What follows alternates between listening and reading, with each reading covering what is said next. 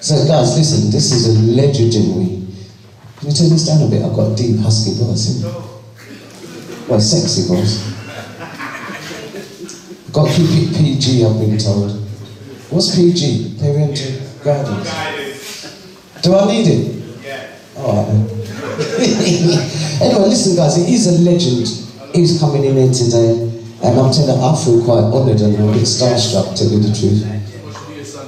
Yeah, it's a lot of bass on the mic, isn't it?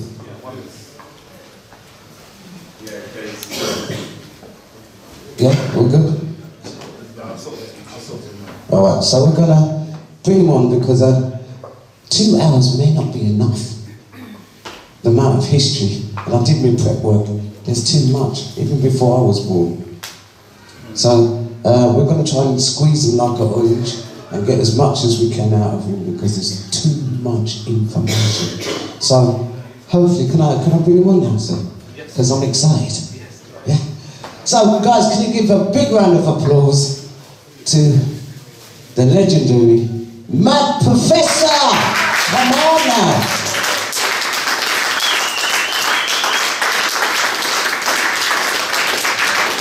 Keep clapping till he sits down.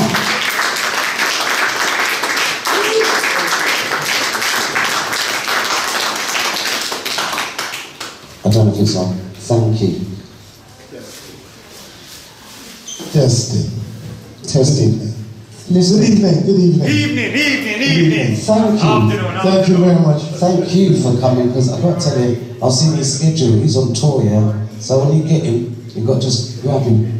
Like a magnet. So we really appreciate you being here today. Oh, it's my pleasure. And me too, because I'm taking your number, you know. Okay, all right. Don't worry about just Screechy up there. I'm not just worried about you. But listen, I want to get straight into it because the time is the essence. Okay. When you landed here, and I know you was born in Guyana, I think it's Campbellville, Georgetown. It's a small part of Georgetown, yeah, Campbellville. So tell me about your journey from there to the UK. Yeah, cold and like going out of space, because that was like the first time I saw like a white person. Dementia. And you know, I mean, because in Guyana is if it's not black people, it's Indians or even Cameroonians, you know, and everyone is like darker than white, you know. And then I'm on the plane and the air hostess come to serve me, and looking, it's like I could see right through into her eyes. That's the first time I realized, okay, people have gray eyes and blue eyes and, you know, and white skin. So it was an incredible, yeah, it was a very incredible journey. A bit of a culture shock. Yeah, really. Definite culture shock. And when I came here, because back home we never wear like jackets. So we run around everywhere, and then I'm running outside and catching cold, and that's what my father said. Yeah, but you have the jacket in your room. Why you don't put it on? I said, oh, you never tell me. The jacket. So it's so much learning you have to do, especially at the age of 14. Well, there's something I read which made me laugh. What's that? That you thought there was a man inside the radio wire. Yes, for sure. You thought there were little Smurfs running around in the radio program. Sure, because when we were growing up, well, as a little boy, there wasn't so much technology, so you could imagine how kids grew up with all this iPad and everything. Yeah. All we had was a light bulb, and we had a radiogram. And every day, I mean, I was like 3-4 years, I'd hear someone in the radio. My grandmother would turn on the radio when there's a program called Death Announcement. Mm-hmm. And they would play the most morbid music, and then they'd say, so-and-so from Quarantine has died, and so-and-so. And she said, oh, that's your cousin Norris. Okay, cousin Norris there. And the radio was the main form of communication, because people didn't even have telephones as such, you know. So the radio was fascinating. And sometimes you hear music, you hear like reggae, you hear Jim Reeves, you hear So when did you start that there weren't a real man in the back of the radio then? Well, I opened it up. You know? No, I kept saying to my mom, what's the man doing in the radio? She said, oh, no, listen, there's no man in the radio. And one day she went to work, she was a nurse, and I took a screwdriver, went to the back of the radio. And the back came off. I couldn't fit it, and I didn't see any in my hand, but I saw loads of resistors and transistors and capacitors and funny little valves, which I learned about later. And she came in, because I couldn't get the thing back on. And I get 2 licks. Because you were searching for the man in the back of the car? Yeah. You got licks for nothing? I got licks for nothing. But she said, go to the library and get a book and see how it works, which is what I done. I went to the library, get a book, and within like 3-4 years, I built myself my first radio. Did you not build yourself first mixing desk as well? Yeah, I built my first mixing desk. I mean, the mixing desk, they recorded things like Country Living and If I Give Party. They were all, it's all handled. So from you building that mixing desk, that's when Arena was born? No. Arena actually started as an electronic company, building things like amplifiers and different things. Preamps and all sorts of devices. Because my search for like electronics and sound started from when I was a little boy, and I've never really done a formal training in it. So from the time you took off the back of the radio, right, I continued. That was your start into building my career, yeah. Into building electronics. Yeah. So really, you got the man in the ground to thank for this. Yes, he has. I've got to thank the man. You got to thank the man in the ground, and it was worth the licks, wasn't it? Oh yeah. Yeah. So listen, I really want to go on to straight into, because I could stay with your childhood forever because there's still enough to drop out. We've got to get that. Before you do, we've got that image on the screen. Which is, oh yeah. Who's that? Is that him? Oh yeah, okay. Is that how you looked? Yeah, I remember. Let me see. I would have been about 11, 12, yeah. What age was you when you came to the UK? I was 14. 14. So this is back home in Guyana? Yeah, because my 2 sisters, they never lived there. They stayed in Guyana because I was like the pawn in the divorce game between my mom and my father. And I was the bargaining too, you know. But I wanted to come to England. And my mom was a little bit pissed off because she said, oh, you don't want to stay with your mom? I said, no, I've got things to do in England. I really want to go to England. So they did a deal and I ended up coming to England. And my sisters ended up staying in Guyana and then going on to the States. And this is where you've been ever since? Yeah. And, well, other than nipping out to Europe and... Well, listen, I'm not even started about your touring and your career because I'm still on the 80s. I've been where we got to the 90s, yeah? So, I mean, even in the 80s when you first started to produce, and I was shocked to read that your first artist was a young Deb Woodhouse, like 12 years of age. Yep. Tell me. Debbie G. Give her a round of applause, she's not here with us, so... Yeah. I mean, you must have been the first producer to work with her. Oh yeah. 12 years of age. When I started to work with Deborah, she and her sister Susan, they wanted to sing, but you know, sister's older than her, but she was like more serious. And she knew she wanted to sing, and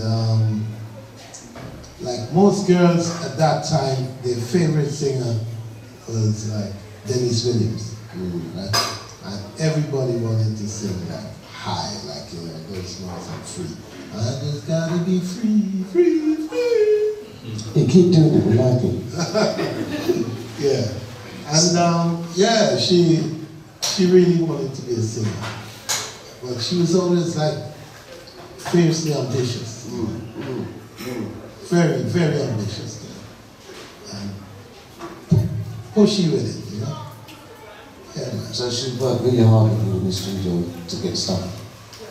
Well, yeah, we worked with it, you know. But, you know, we were all young. We were both young because, you know, I never worked with an artist before. So how old was you when you was working with them? I would have been, hold on. I would have been about 19, 20. 19, yeah. 20, yeah. Guys, you've got to give him a clap. I mean, come on, at 19, 20, I was coming up and down the road. But it was all for engineer and producer. Because you had other guys around who were doing. Because you did a lot of stuff in your front room, didn't you? Yeah, that was in my front room. That was in your front room. And you was working with likes of what, Mikey Dre, Johnny Clark, yeah. Is it Ruts? Yeah. And Jimmy Lindsay, come on. Yeah. Oh yeah, man. Jimmy came in and Jimmy was working. Just going to play Louis Deborah Glasgow. Deborah Glasgow, yeah, we've got a little Deborah Glasgow. Okay. You've got a track with us, so let's Can we take down the lights? hear what. What's wrong? Can we take down the lights? Oh! Well, you're a professor, not something like See, you're thinking in there now.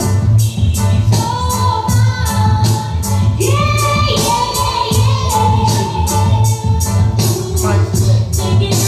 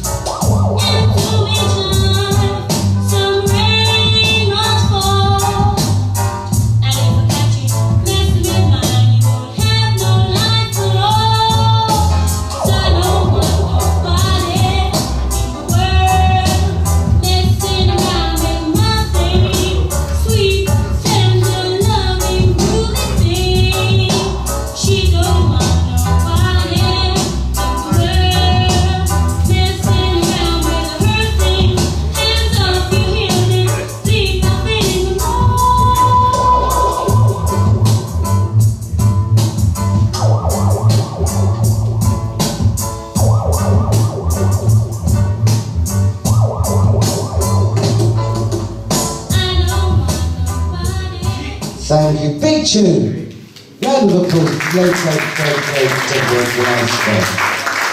And I've just seen a picture because Dimitri's got a record bag full like he normally does. I'm going to rob him one day, you know. I'm tempted to mug him one day, but don't tell no one. But he's got show us that album again. And you know, I can't believe there's a 19-year-old sitting at a mixing desk in his front room. Ladies and gents, look at that. 19. What did you say about Dimitri? He's got every record going. I'm telling you, it's emotional, isn't it? Isn't it, Winston? So listen, I don't want to hold off too much because that was the kind of the 80s, your early starts with Deborah Glasgow, and then you was working with other artists like John McLean.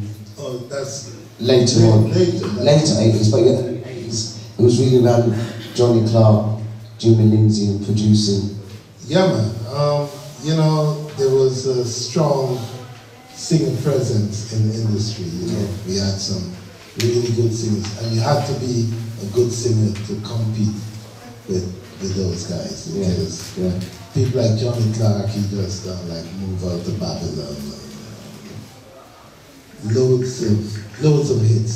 I mean, and like the top artists were like Dennis Brown, Bob Marley. You know, It's hard to compete with. you have to be good to compete. You know, and especially from the UK, you have to be very good, or else you're not getting the looking. Well, producers like yourself, by producing these UK artists, a lot of the Jamaicans start to emulate them. Emulate the UK kind of love as well. Well, yeah, I mean, it worked two ways, you know, because the UK artists, they wanted to make music where boys and girls could dance together and get together. And we really wanted to sound like the Americans, right? And then we had people like Derek Harriott, who for some reason, his productions were really embraced by people in the UK. Yeah. And you know, things like Chosen Few and those sweet sounding falsetto singers, they really were influencing the UK. Yeah. And then Barry Biggs was another one. Yeah, big artists. Everyone wanted to sound like that. And then they, in turn, when they noticed we're making hits with like Louisa Mark, Caught You the Line, and Brown Sugar, then the Jamaicans started to sing like the UK. Yeah. So it kind of bounced off each other. Yeah. In terms of the emulation. Yeah. In fact, some songs you couldn't even tell at that time whether it was made in Jamaica or whether it was made here in the UK. You couldn't tell. Because there was similar overlaps in terms of of the distinct sound of the music. That's what I did notice. Yeah. But I feel like Sharon Forrester, for instance. Yeah. That was like more or less made in England. But you know, Jamaican. Yeah, the producer was Jamaican, so half of it kind of Jamaican song, and half of it was a UK song. Well, listen, I do know where your studio is based, but it actually started in Peckham. No. It didn't start in Peckham, because what down here has got Peckham. 1982. Who wrote that out? Kennedy Mentor. Listen, it's got Samuel's name on it. Do you know Kennedy? This guy Kennedy, yeah. Kennedy, yeah. Is he dodgy? Is he dodgy? Is he dodgy? He's known to be dodgy because. Don't mess up Kennedy, no. No, I'm not going to mess him up. But listen, when he started. President. When he started, he just needed to research. Okay. Yeah. That's all. So what's your relationship with Peckham? Peckham, let me explain. I started in Bruce Road, at the corner of Bruce Road and Grange Road, in Thornton. That's right. I just bought this house, myself and my wife. We just bought this house. Mm-hmm. A 3-bedroom house. It seemed big at the time, but now in reality it's not that big. Yeah. But my first thing was to move, start a studio in the front room. So I said to her, listen, I'm going to put a drum kit there, I'm going to put my mixing that's there. And she said, no. She said, my mom wanted us to have a dining table there and a tree. So in there I went. And I put my studio. That was in Bruce Road, Thornton. So you stayed married? You stayed married? You stayed married, yes? Yeah, I think so. I think so. I don't see her often, but I think so. So from Bruce Road, which I know because I grew up in Grange Road as a toddler. Right. How did you get to Whitehall's Lane? They moved, didn't it? Yeah. I know they moved, but the point is that from Bruce Road to get, it's because it's Jenny's that we're talking, don't worry about it. Don't worry about it. Okay, I'll tell you what happened. Started in my front room, Yeah. and the guy next door, he was getting upset because every weekend, especially on Sunday afternoon, I'd have musicians coming around, and especially some loud drummers, bam, bam, bam, bam, bam. And he was working night, so he's sleeping in the day. So while he's sleeping, he's boof, boof, boof, boof.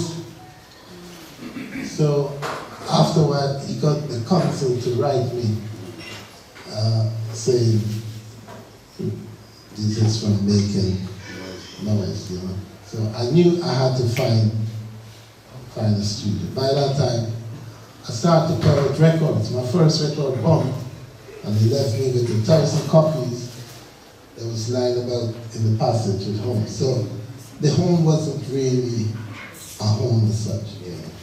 So I looked around and I found a place first in Balham, from a neat little place in Balham, just around the corner from the station. I was going to move in there, and then before moving there, I realized even that place was too small. So I found a place in Peckham, 4-story building, Godfrey Road, Peckham. And I mean, the crazy thing with Peckham is that I had a chance of buying it or renting it. It was for sale at £20,000. And silly of me, I chose to rent it. And anyhow, never mind. Moved to Peckham and put the studio in the basement of Peckham. Then we had like 3 other floors, which we did other things. Yeah, there was a pirate station as well, LWR, that occupied one. I think that's still about LWR. I think they're still there, I'm pretty sure. Yeah. I know a few of them on that station. Yeah, I think DJ Elaine was on there. Yeah, everybody started from there. DJ Elaine, Westwood started from there, Ernie, Choice. Yeah, I mean, LWR, we had all those guys coming in to the studio, coming into the station. Yeah. So that's how I got to Peckham. So from Peckham, wait there, before your speech you said, I know you moved from Peckham. Yeah. And how did you come back to your hometown, Croydon? Right. They moved again. Moved again. No, Peckham was serious, because at that time Peckham, nobody would really want to go to Peckham. I mean, when I moved from Bruce Road, from Croydon to Peckham, I lost a lot of clients. Because prior to that, I had a lot of pop artists and different rock artists coming in. But when they realized they had to go to Peckham, and in fact on a couple of occasions, some guys got mugged in Peckham, you know, because Peckham was like a frontline movie. You go in there, Definitely. It was a bit heavy duty. Yeah. And you know, I got after we made some hits in Peckham, I got burgled in Peckham. I came in one night and no, I didn't come in. I had a call from an engineer who said, "Boy, did you move the keyboard and the machine and the coin box?" Because we had a coin box as well. He said, "Me, why am I gonna move it?" He said, "Well, it's gone." So I said, "Well, someone gone in and took it." You know, and that's when we realized time to get out of there. We were burgled, and you know, the studio became too noticed. It's too much on the map. And someone came in and cleaned us out. Cleaned you out, literally? No, luckily with those big machines, you can't move them. That's right. Yeah. I mean, like I had a big Ampex 24-track machine, and even the mixing desk at that point was quite big. So when you moved to Croydon, because I must be the only person who's been in this studio of yours in Croydon. I understand it's very undercover. It's one of the largest in the UK. Ladies and gentlemen, he's got the largest studio complex. Yeah, don't look at me like that, it's true. In the UK, so give him a round of applause. Big, marvellous place. It's a big issue. I don't know how much acres, how much square feet is it, do you know? Describe it. Yeah, describe it. Describe the square footage. Well, oh gosh, I don't know. So, someone who's been in it would have to describe it. Big, gigantic. That's you, Colin. You've been in it, Colin. Colin has been in it. Yes, there's a couple of studios. And, But I booked my ticket anyway, so I'll be coming down here soon. yeah, you're welcome. Yeah. How many studios? 2 studios. Yeah, Yeah, and you got a warehouse there. yeah. I know when I went there, we were thinking about where we were going to put a radio station in there again to Yeah. emulate the. Remember, we Yeah. meet you and Jeff Schumann. Yeah, that's it. And so you also had a little gym there, a little workout area. Yeah. And when we were doing the Black Lives Matter thing, when we were getting on it, we had out in the backyard, we had a little barbecue. Right. Okay, yeah, you remember. And a warehouse thing, so yeah, it's quite something. It's quite something. It's not as large as the football ground next door, is it? No. It is the football. Well, like I said, I mean, as a black producer with such a big studio in the UK, I don't think there's anyone, even mainstream, non-black, who's got a studio complex as big as yours currently today. Am I right? So I want to give you a round of applause for that hard work and that engineering. Independent, black owned. We talk about black pound. Yeah. Independent, black owned, and you've been going since 1979. By my calculations, that's 44 years. Whoa! Yeah, let me have a look at for you. Yeah, it's Let's hear it, people. It's all right clapping, ladies and gents, but there's so much more to give them a round of applause for in terms of the amount of artists you work for. I mean, we want to go and drop a next track right now, but I've got to get on to like the 90s and the stuff you've done then and the big celebrity names you've worked with. So I'm coming back to you. But we're going to have a little jiggy. We know Yeah, this. man. Okay. Yeah. Thank you. Oh, this.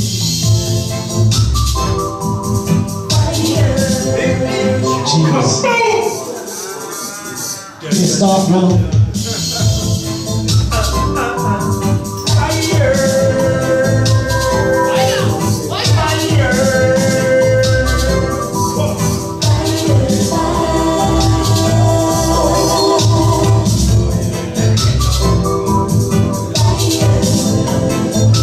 So one more time, what do you mean?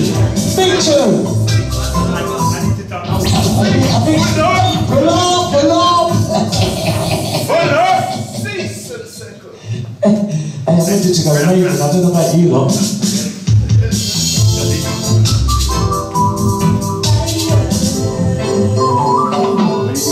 I'm just gonna have a party without you. Yeah.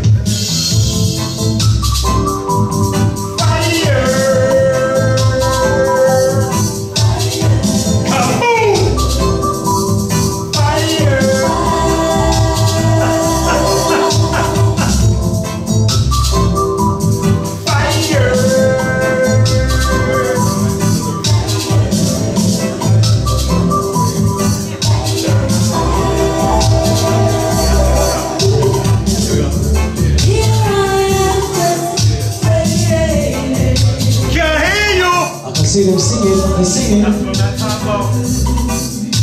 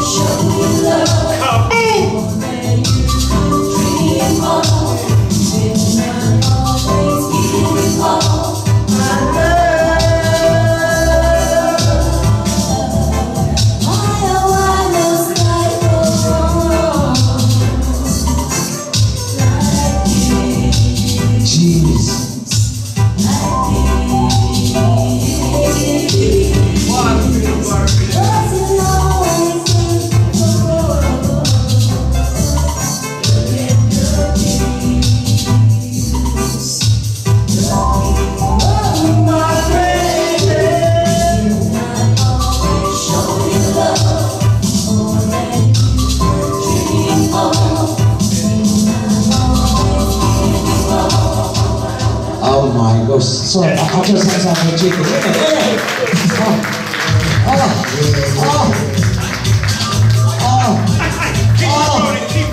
Keep it rolling. Pause that. Yeah, man, keep it rolling. Can you pause? Can you pause? Can you pause? I have that key yet. You see, they don't want to talk to you now. It's all about your music now, brother. Yeah, man. It's all about the rave going on in there. Yeah, But listen, let me get back down to earth and be professional. You know, the thing is, I never go to parties.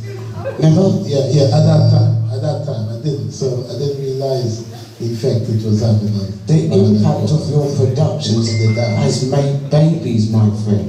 Okay. Are you serious? Listen, I mean, I was a little youngster, but I mean, there were babies being made, and the thing is that the music that's come out, because Royalties got their own sounds, you know, every studio's got their own beats and rhythm. That's how it was in the time. And trust me, and your production was heavy. Everybody was holding up wallpaper, holding up back a dresser, taking numbers and running down the road in cars. And things was going on because of your tunes. So all I'm saying is that the music was come out of your stable is timeless. Is it not timeless, ladies and gents? Yeah. And if you've got any questions, don't be shy, you know, because we're good. We're not waiting to the end. Okay. Because it always runs out, doesn't it? Question time. So, but if they do have any questions, I'm going to let them answer. But All right. I don't know, guys, what you guys feel. You know, how did you not feel about Ria back in the 70s and 80s? Because even though I think your first, when did you get one of your first tunes in the Black Echoes charts? When did that happen? The first song in the charts, I'm not sure, but it would be around 80. Yeah, 80, around 82. 1980. No, 80. not so long. No, 80, we would have had like Family Love, Young Girl. Yeah. And we would have had the Venus Stone, Loving Her Two Ways. You know Winsom's in there, isn't it? No? Yeah, she's in there. Winsome, Margaret. I thought it was Family her Love, birthday. yeah, she's there. Can you see her? Winsome. Yeah. Family Love, yeah. I thought I'd just drop it in, man. Frederica. And Frederica Tibbs. Yeah. Is it Lloyd? Well, Lloyd, he actually did the first song. He actually was the vocalist, because he was the drummer in the band as well. Okay. And the song was called... I didn't know that. Lloyd Heron. Lloyd. Oh, yeah, Lloyd. Linville, I know. Yes.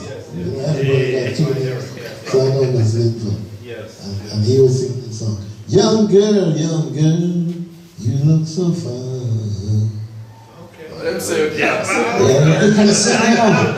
you say earlier, say you don't know if you could have sing out. Sing out, bro. Release them, man. But because of those, and I'm going to go straight to some of the hardcore bits, because of those beats that you was doing, you start to work with Sony Records and some of the big artists from America. When I saw drum and bass coming out of your stable and Roots, it's like your beats went right across. Well, you know, music is a thing from you start producing songs.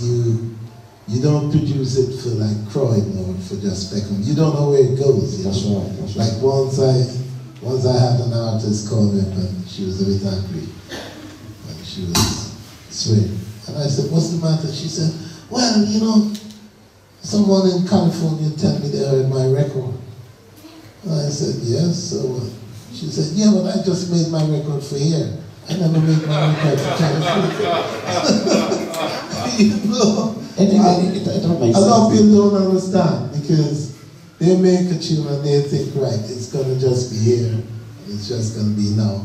You know, but you know, you make a tune and it goes everywhere. Well, I was talking to a DJ yesterday, they catch me, and he was saying how some artists send you music, and he said, don't share it with anybody. I said, well, that don't make no sense. I know, it's ridiculous. Yeah, I think things like that shows that there need to be some kind of, not even formal education, but some kind of pre-course that the artist should do before they start to make a record, because a lot of people don't understand the actual physical movement of recordings. Well, Colin said you can't control it. Well, Colin sent me something today. It was about, starting up in the music. It was a couple of weeks ago, starting up in the music business, and maybe it's having a booklet.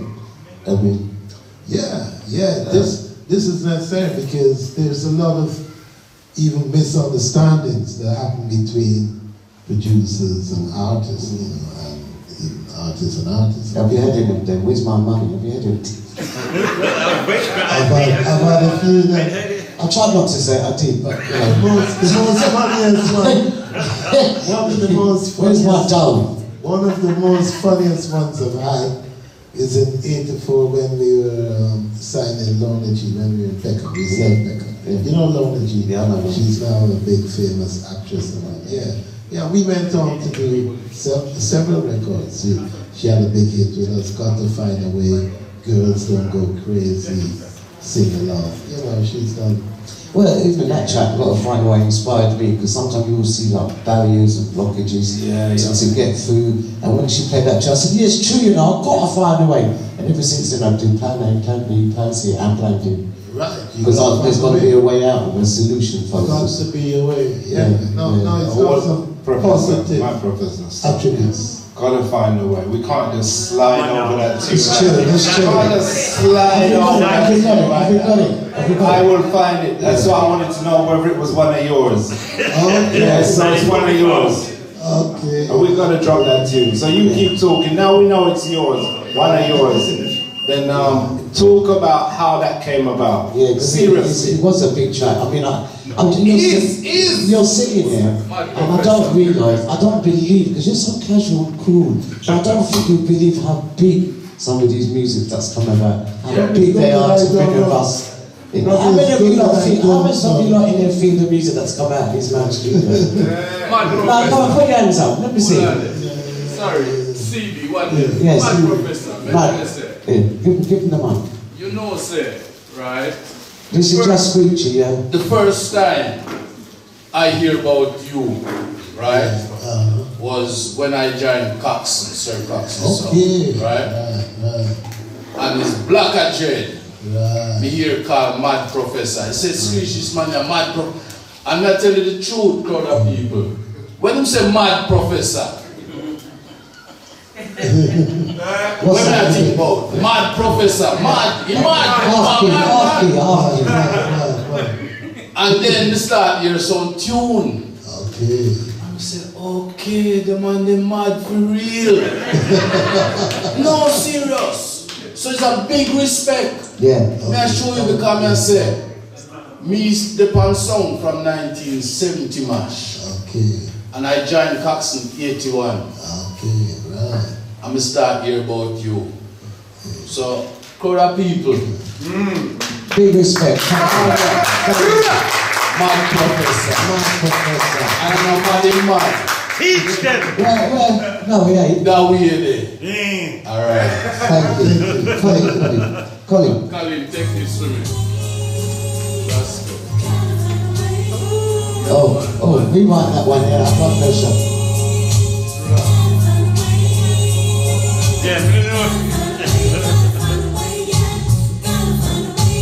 That's why I'm going to G. Big tune.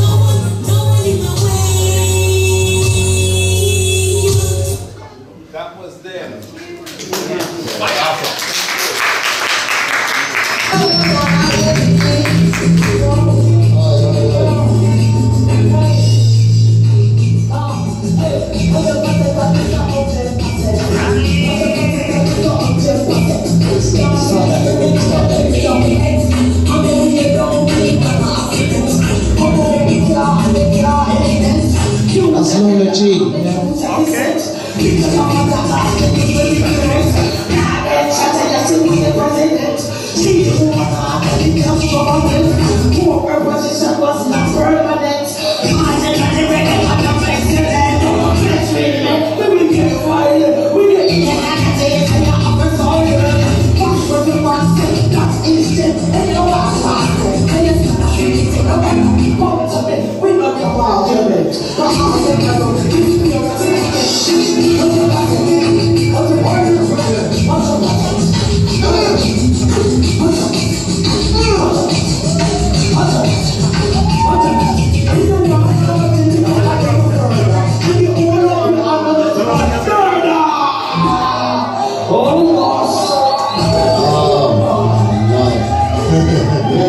Well, that video there, Lola G, big up, big up, big up.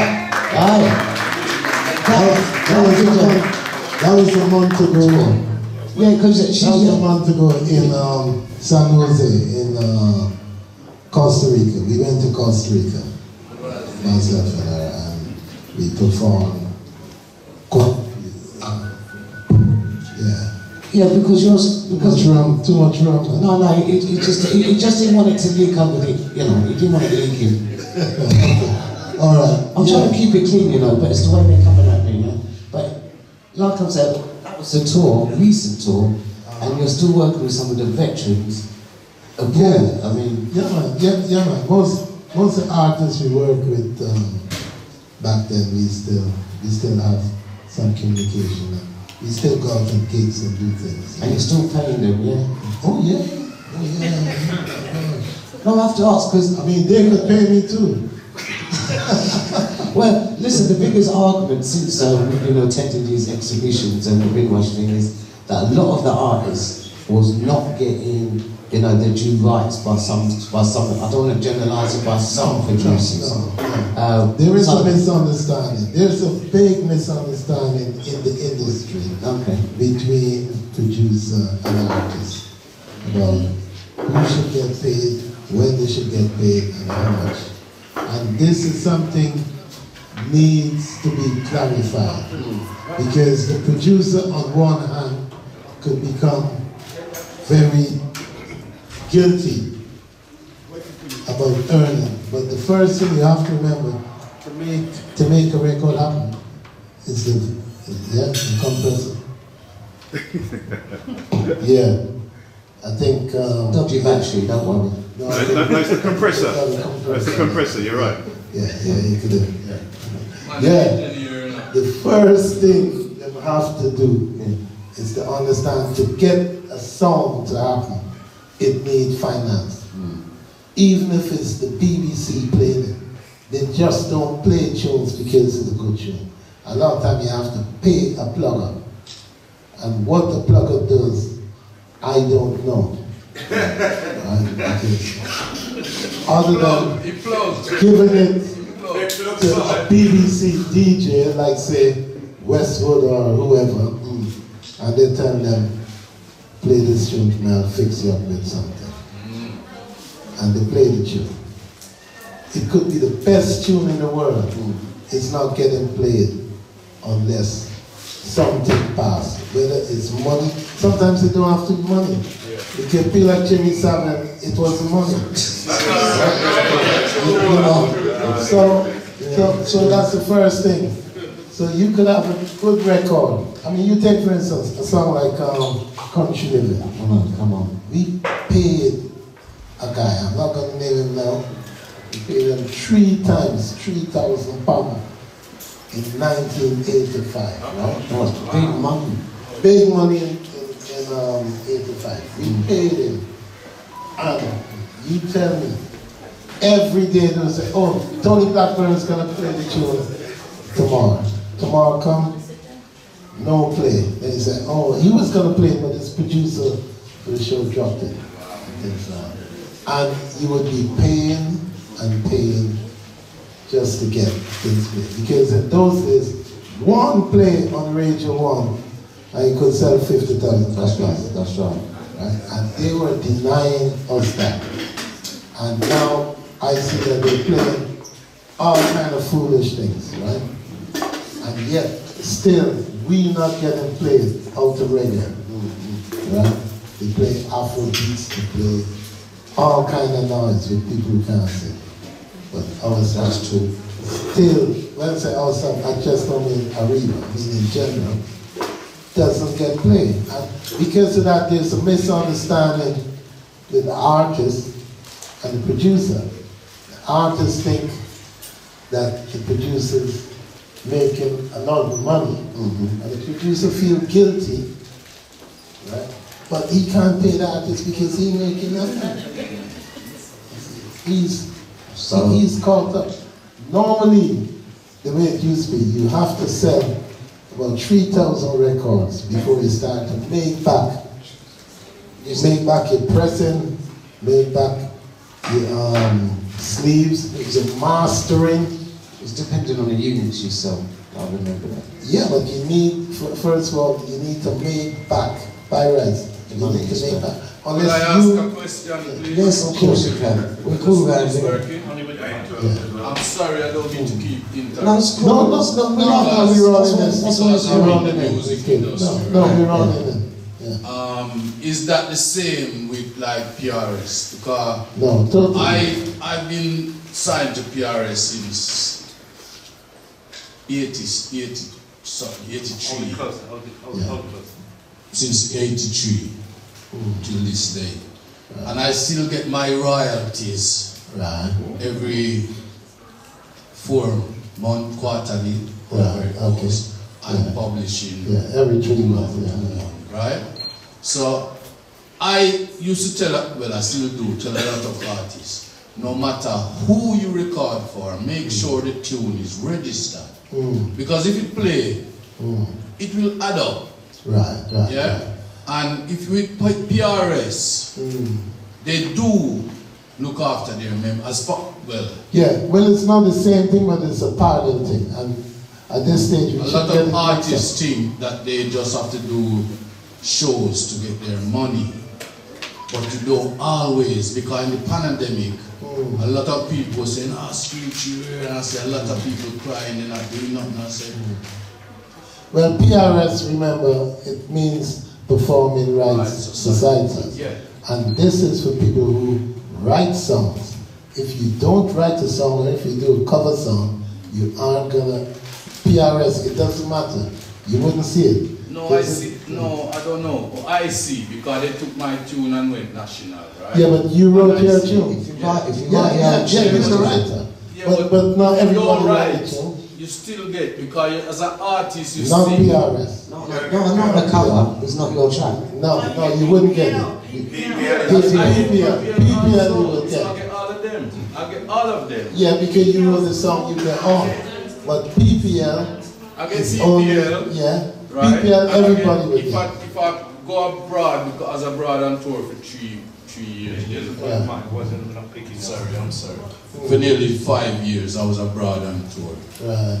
And I get all those things, PPL, abroad, whatever. So what we have to push to the artists them as well is that they must register. Well, the songs, by rights, every song should be registered. And these days, you find every song is registered. Because So don't the whole thing producers on register the artists them as well with the song, or they just Well, that's one of what I wanted to ask. you know, Thank you. you're talking of sometimes the producers that don't really understand, because it's all the learning process. I discussed this thing with another artist, because when we all start, nobody knew anything about the music business. We were all producers and artists, and we all wanted to make music, you see. And I mean, some people behave as if the producer is there with this bag of knowledge, he knows everything, and then he gets the bag of money, and he keeps it all from the artist. But don't go son. A lot of producers didn't know. I made sure that I learned about it. And certain things I didn't understand. Up to now, certain things I don't understand. I'm not trying to catch you out, you know. I just want the people to know. I don't mind. You know? I mean, I'm open, you know. But you're into the thing and you're big. Well, the PRS is, I mean, the registration. Yeah, I mean, I wouldn't say that I've been 100% fair. I don't know. So No, I don't know either, because the whole shape of the game keeps changing. Yes. And certain things that is right today is wrong tomorrow. And certain things, you never know, it might be wrong in the future again. So what you're saying is any artist in here, take it from Listen! stupid just creation, right? Anything you write, trust me, make sure you register your tune them. See, I tell you, say, PRS from 83, see? So a long time in it, and PRS do look after their members. They do. Thank you, Just Reach Out. Just got through them. I'm looking at that studio, man. Oh. Wow. God. Okay. Yeah, how big was that thing this? That is 48. 48. Oh, that's my age, you know. Okay. Congratulations. I look good for 48. But yeah, it's like 48 tracks. Yeah, 48 channel. Yes. Channel. Yeah, because when some desk is a channel. Yeah, desk. I'm a baby in it, so I'm just catching up with you. You're younger. You tell them I'm younger. So, what are you currently working on in the mixer disc now? Is it bigger than 48 or is that the same? What do you mean? No, I still got that desk. You still working on that same desk? Yeah, I still got that desk in the main room. That's my main room. Well, listen, I want to pop a tune because I want to go straight to the 90s now. All right. Yeah, because I tell you, I've got too much years. I think we need another 4 hours in here, man. Yeah, because you miss out on that transition. When you play the Did Night track, Coffee, one of the things I want to say is that that's one of the first hits that we had. Out of White Horse Lane. Out of White Horse Lane. Yeah. So the Black Pride came out of White Horse Lane. Yeah, all that is White Horse Lane. Jeez. Because we left Peckham. Don't forget, had a burglary, move out to Peckham. Yeah. So it's going to give up the business. And then after a month, is driving through, because I went back to Bruce Road, and driving down the road, and then I look up and saw this place, and then the bug started to bite me again. I started saying, I wonder. You've got to be motivated. I'm coming back for it. Can we play the Kofi track? We done Kofi, but No, we did it. We done John McLean. Yes! Oh, we'll have that. We might have to shut the curtains for that one. I'm keeping it clean, all right? Only way when you come into this house, only clean, righteousness You want to dim clean. the lights? Oh, make it now, don't get it twisted. Winston Reading. Oh, gonna stutter. Good. This is a big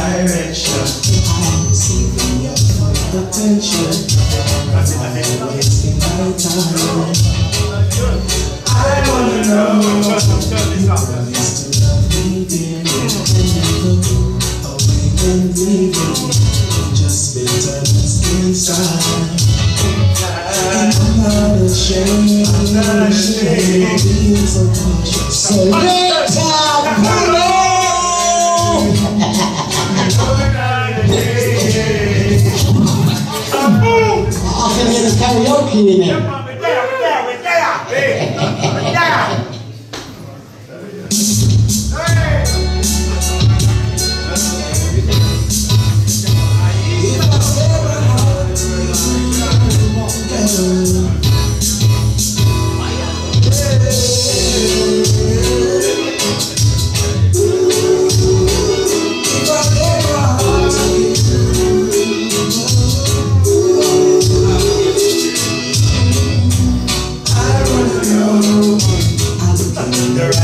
direction. Attention, I wasted my time. Check one. I wanna know. Yeah, man, he's a good friend, you know. Love him. Hold tight, Deborah. I'll see ya. And I'm not ashamed of being so conscious of playing the game. Playing the game. If I gave my heart to you, what would you do with it? Would you tear it apart, or would you look after it? If I gave my heart to you, what would you do with it? Kaboom! Would you tear it apart, or would you treasure it? Oh, what is the point in starting something you can't continue? With a broken conference, can't open, so you got to be sure from the start. From the start, so nothing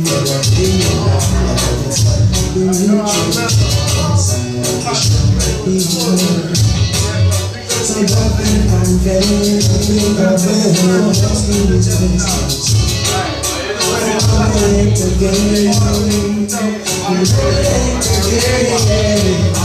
I gave my heart to you.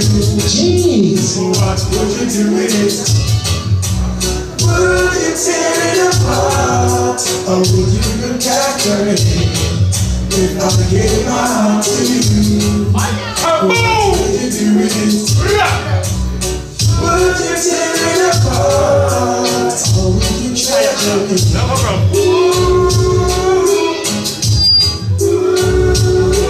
If I gave my heart to you,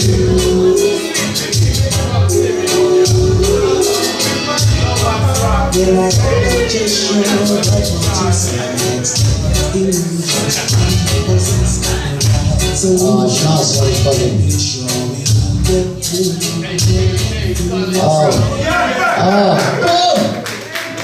Ladies and gentlemen, you got to give a round of applause to that. And you were just trying to tell me a little story, and I thought, don't tell me because the audience can't hear you. But the merch, how much records did you print off? About 1,000, you said you had in a Thousands, but when we done the first 1,000, we took it to Jetstar, you know. You know, I'm like in White Horse Lane and drive like Dub Vendor. Then I got Starlight, Hawkeye, Jetstar. That time a bit too long. The feedback, yeah. That time you get Jetstar in Harlesden, then Swing Run, North Circular, go Body Music. Body Music, head back down. By the time I reach back now to White Horse here, I give Jetstar, say it's 500. I left with about 50 copies to give to Don Christie in Birmingham. By the time I reach back now, Jetstar called me, and you know, he's very soft-spoken man, Mr. Palmer. He said, oh, Mr. Neal, could we have another 2,000 of that? I said, 2,000? Yes, we finished. We finished. I said, but I only just came. He said, yeah, but you know. I said, 2,000. Okay. I'm saying, I've got to tell you the truth, it's a big track. Even That's why I today. realized that it was a very popular song. Because, you know, people just, anytime they hear it, they love it. I remember before I mastered the song, I was in the studio playing it. I was playing it to Coffee, who had like Blaze in the Sun. Right? That was our first release. Blaze in the Sun. And this came out afterwards because Blaze in the Sun is ARI 65. Then If I Give My Heart to You, ARI 66. Yeah. That's your label number. Yeah, that's the record number. And I said to her, this one, when her song finished, this came up, And she said, what's this, Smurf? She said, you're not going to release this the same time as mine. I said, yeah. And he said, oh gosh. Yeah, she knows. She knew. She said, that's a bad chick. So I said, well, you know, it's coming. So there was no mercy. Well, what have you got for me, Dimitri? Okay. Chose all the competition of his own name. Oh my Lord. Listen, Dimitri, come and sit here, man. Brother, I love easy, me, I tell him I have everything. Yeah, Dimitri is our archiver. Well, he's the library. oh yeah, this is the first advert we did from White Horse Lane. And it featured all your artists on Santa Claus had a bachelor coffee place in the sun. You see Air I 65, John McLean, Air I 66, If I Give My Heart to You. Paul Etaja. Yeah, Paul Etaja, Stop, Look, Listen. Yeah man, that's history. Listen, this needs to be framed. Thank you, Dimitri. After history can't just limit it to 1 month. John. No. 1 month. No, and it was a lot of artists. Oh, well, we're going to frame that anyway, so don't worry. Let's see her next week, and we're going to show her this picture of herself.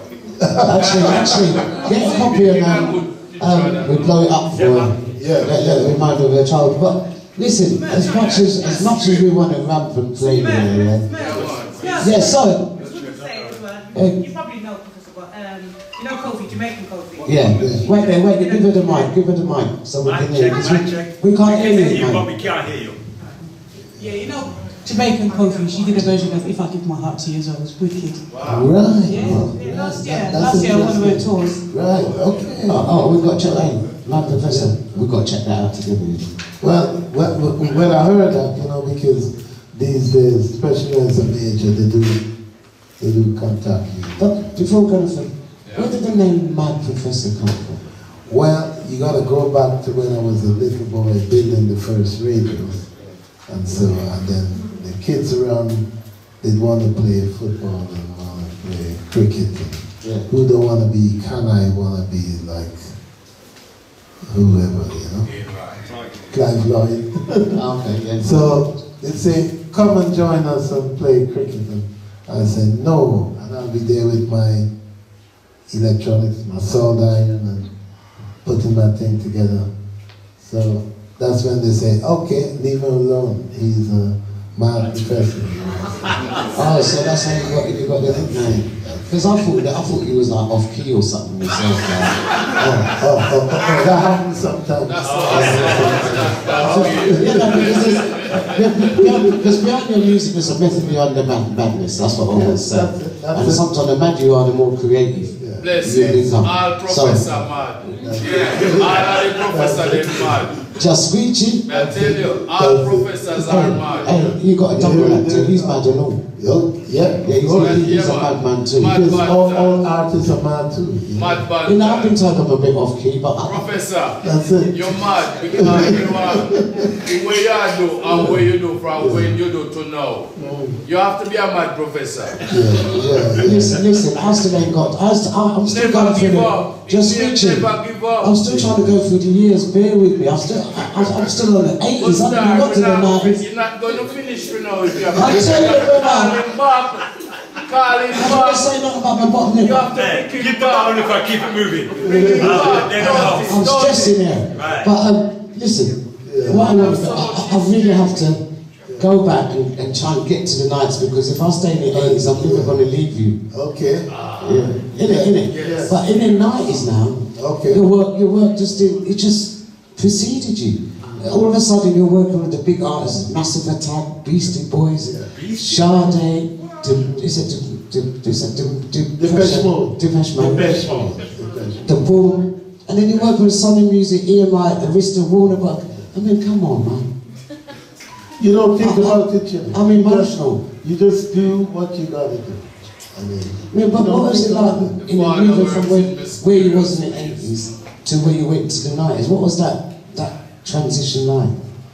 well, you know, every day you just go into work and you see what happened. Those days it used to come through on a fax machine, and there the fax would run. Yeah, yeah. And then someone would ask you, oh, could you do a mix of this, or could you have this artist in there?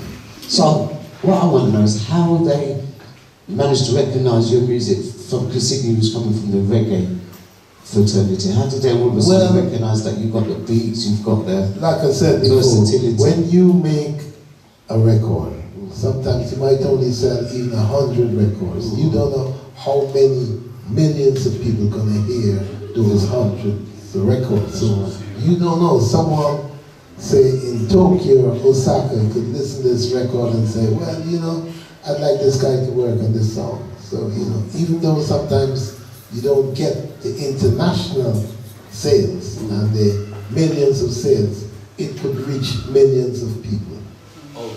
And that's how all of a sudden EMI, Sony, all these all record labels want to work with you. Yeah, they're here and then it's up to them. And you know what, ladies and gents, I've really got to say, he doesn't get enough accolade.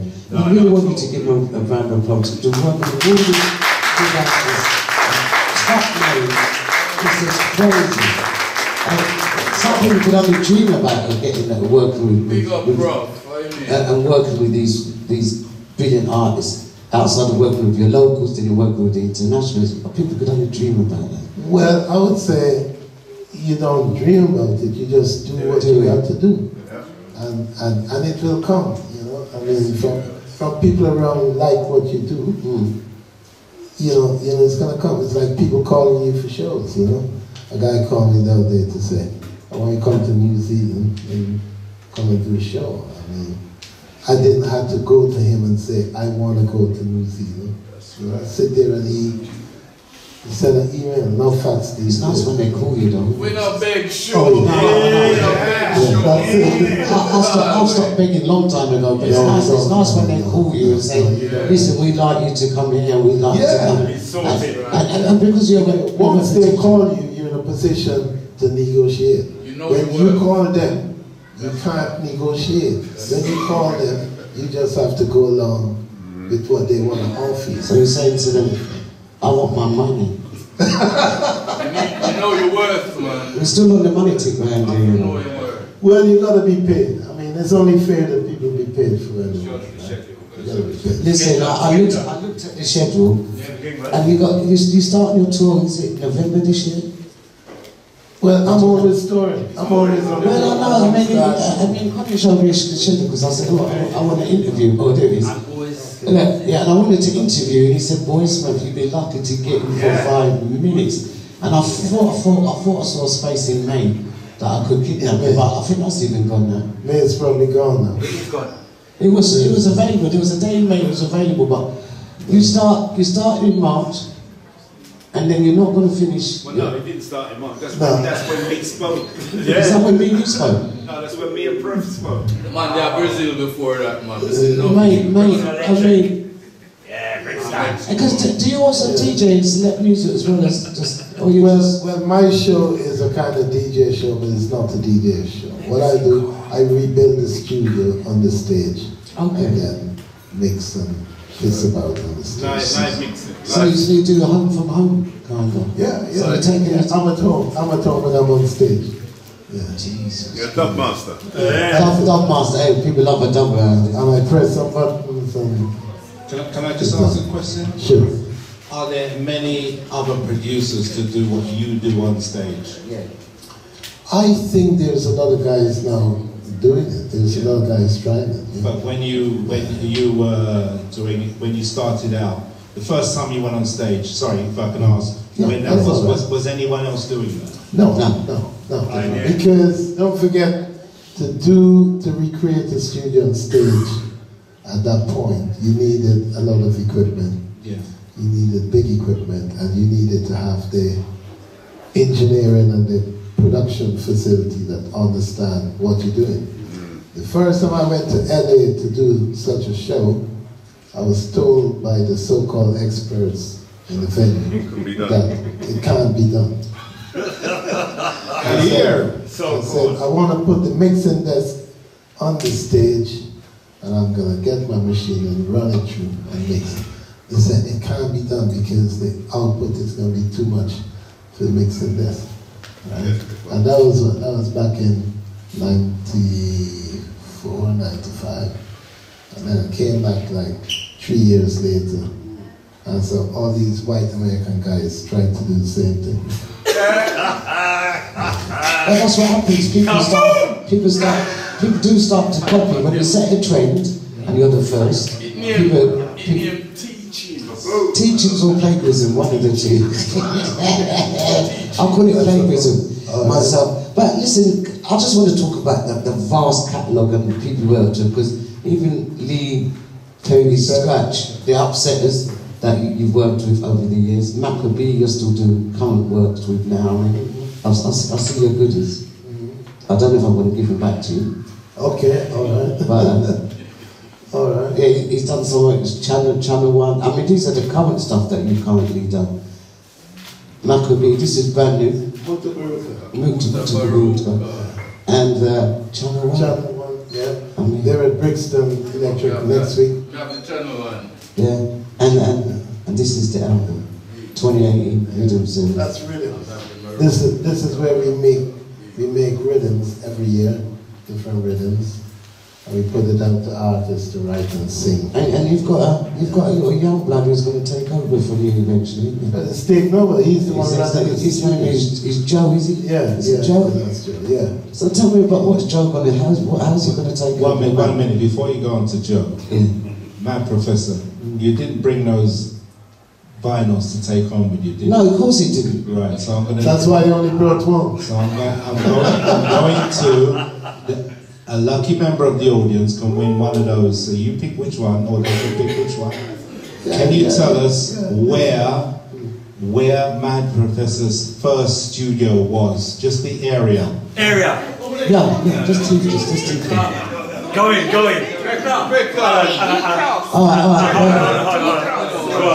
No. Listen, if you're a member of the team, you can't put your hand up. So come on. Campbellville. The first studio. Where was it? We'll come back to you. Who said overseas? Right, there you go. We've got the answers down here. What do you mean? She said 4 minutes. Yeah. 5 free lights. 5 free lights. Alright, we've got winners, stand up, we've got a winner. Give a round of applause. Which album do you want? Which album do you want? Which album? It's 2 albums. Which one do you want? Which one? Hold on.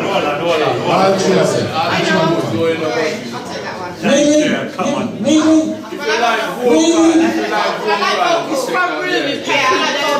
Which one of the two?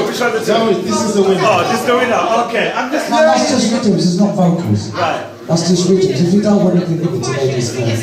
Just be grateful. Right. Excuse me. Let me just make an announcement while it's... Oh, yeah. Okay, let's see if we can get rid of another one. Yeah.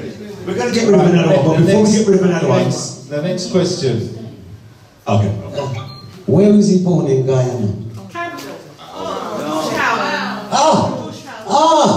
I heard somebody say something to the left of me. She did say it first, I heard it. Yeah, right there. Next one, So, we got the lady over here. Is that lady right here? Is that the lady? Oh, is it you? Oh, it's you. Which one? Which one? Oh, okay.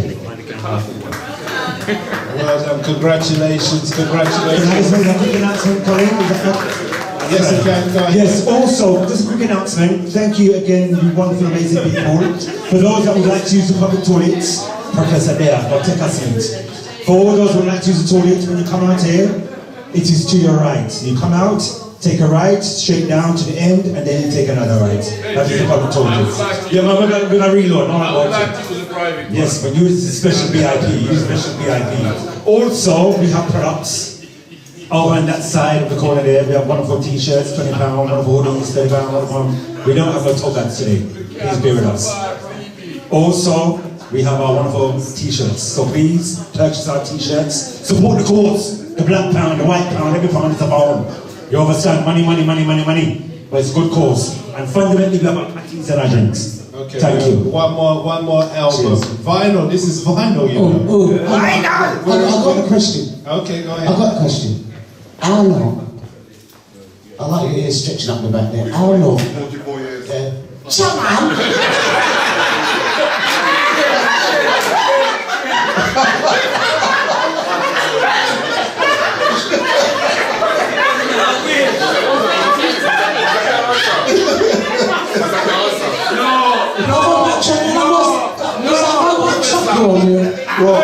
Professor is 44 and a half, don't he? That's my body size, 5'4.5". No, he's running. I can't say nothing. You must have been a mistake, It's the only thing you've mentioned so far about years. Time has running up past. Oh yeah, I said how long, innit? That's enough. Alright, so congratulations. Yeah. Give him a round of applause, please. I don't like how he won it, but he won it. He won it quick. The back empty. We'll come back in a minute. Chip, but I must ask you, because those sleeves are empty, so they're empty sleeves. When do we fill up the sleeves? Next week. Alright, winners, we'll bring the vinyl for you next week. So you just got empty case. Oh God, is it just empty? It's empty, you don't know that. Empty. There's only one. Don't worry about it, it's a Alright, make sure you. Hello. Oh yes, I don't want to see the chat, I don't want to see the chat. There's a button thing in here, do you want that side as well? Yeah, that's right. Joseph, fill up. That's how you always Hey. No, leave it with them. Leave it with them. We sign them at the end. Yeah. What you do is you live with me, yeah? Everyone who's got something without a record vinyl in it, I will make sure you get the vinyl. I've got one more question. This is for the bag. No, there was something inside the bag. No, it's got to be on it. Hey, this bag is going to be worth money in years to come along. This is antique right now. Is that my bag? Are you going to sign up for this? Is that my bag? Listen, I'm going to ask you a question. Question. Peace. How old was he? 14. No.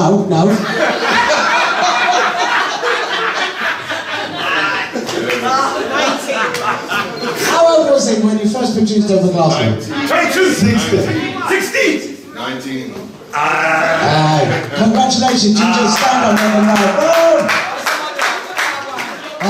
Is there anything else for me to pimp out on you? What else you got to give Only on? one more thing I like you to say is that just reach you will be working with my That is another show. That is another show. No, that is no. It's in the making. It's now in the making. Just reach you. And my professor, after all these years, will be hot off the press. And here, me and the mad bantan. Me and the mad bantan. Hands of my property. This is not my property. What's up? Singing? Double Mad professor. Have you got that film The Noted? Because he won that for the record, yeah? The lyrics is copyrighted already. You got it on the PRS, yeah? But listen, you've also the catalogue, because I see it on the chairs, and I know you've got over. Are you touching me leg? Would you touch me leg? Focus. I love you up there. You've got over 400 in your catalogue. Ladies and gents, give me an accolade. Come on.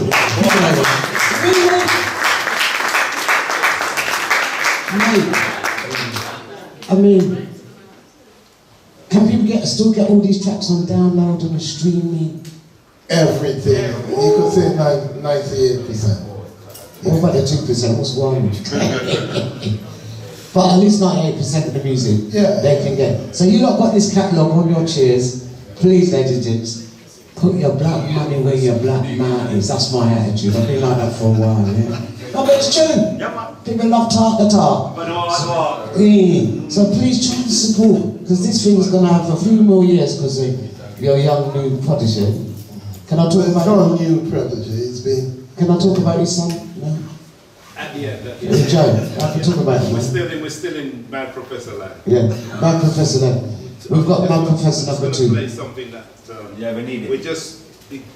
Lisa, check 1, 2, 1, 2, 1, 2. Please scratch pen. Yeah, because this is about Lovers Rock, so we want to focus on Lovers Rock. Yeah, okay. And the time is running. I know we're going to start doing the photographs soon. We've been chatting for quite some time. I'll try to do well enough time. Yeah. So let me just say, as well as the past, Mad Professor is still making Lovers Rock today. Yeah. So what we have to do, without any apology, is show you what's happening today, this time, not just the past time.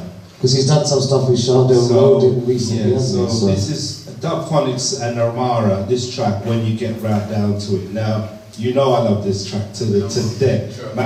When Mad Professor hooked me up with this track, I was like, oh my, OMG, this is crazy. This is crazy. She was in the studio yesterday, by the way. Oh, who? Oh yeah, I played it. Nice track. The video's good.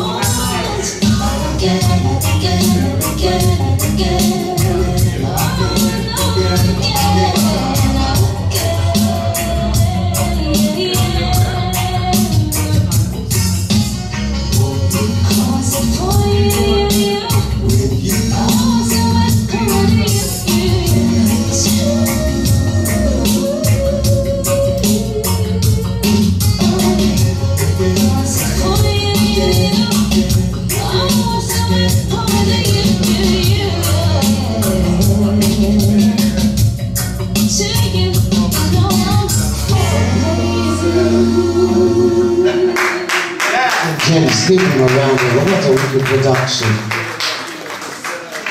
Do you want to just talk a little bit about that production then? Is that alright, Colin? Because I just don't want to let you go. Yeah. In terms of the rhythm. Yeah, well, this is a track written by the Delphonics, and it's in, where should I put it? How can I put it? It's in tribute to the Delphonics, which is So it's a soul group that really had a lot of influence over reggae. They done things like Did Not Blow Your Mind This Time. Done things like La La La Means I Love You. You know, Big track. a lot of their tracks have been covered in reggae, and they were around like say 69 to 75, you know. And I mean, I really loved the Delphonics. They were like a precursor to like Stylistics. Motown, right? Yeah. So this song is one of their songs, and it's from an album that we're doing with different artists, featuring songs from the Delphonics. So Amara is a young lady from Brixton and Croydon, you know, and her father was an old song system guy, you know, and yeah, she and her sister sing. They were in the Bob Marley play they had in the West End. She's about 27, 28, you know. So she's already a performer. Yeah, she's experienced, you know, for a young age, you know. Yeah. So most of this work that you're currently doing right now, and working with the likes of Shardell Weldon, because we all know Shardell, another great vocalist in the camp.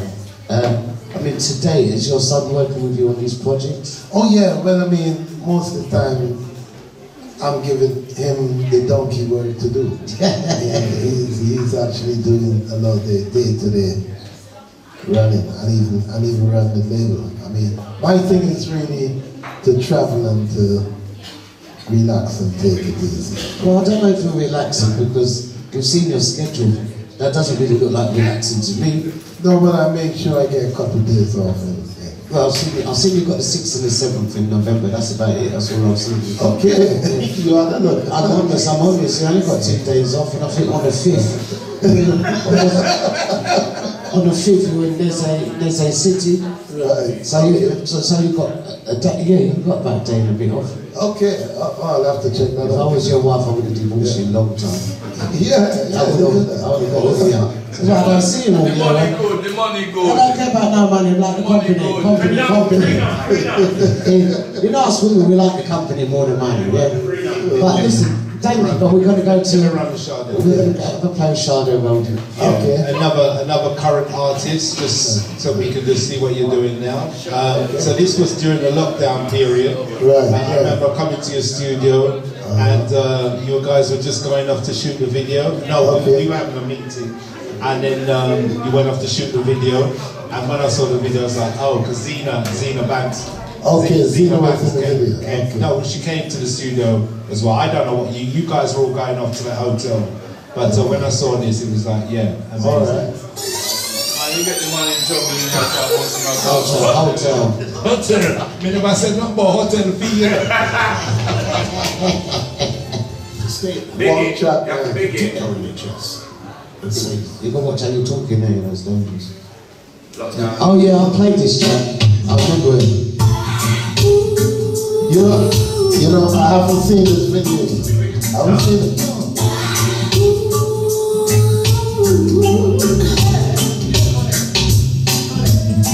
This year's so wrong. The world's upside down. No school, no work. Every shop is closed. The children and Netflix as my only companion. The world outside was going crazy. I never saw what was going on. Kept the ceilings undercover. I didn't see the lights. I didn't know. I had no idea what I did. What I did. I received a blessing. We were chilling and relaxing, honey cream, long leg lover all night. And all that time, you were mine. Chilling and relaxing, kissing, holding hands and feeling fine. I never thought I would find